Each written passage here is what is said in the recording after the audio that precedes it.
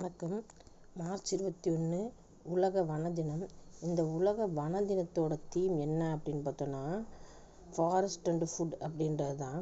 என்னடா அது வன தினம் அப்படின்னு சொல்லிட்டு ஏதோ ஒரு பிக்சரை காமிக்கிறேன்னு நினைக்காதீங்க. இது 4:30 மணி அளவில் எடுக்கப்பட்ட சூரியனுடைய கதிர்களோட புகைப்படம் தான் இது.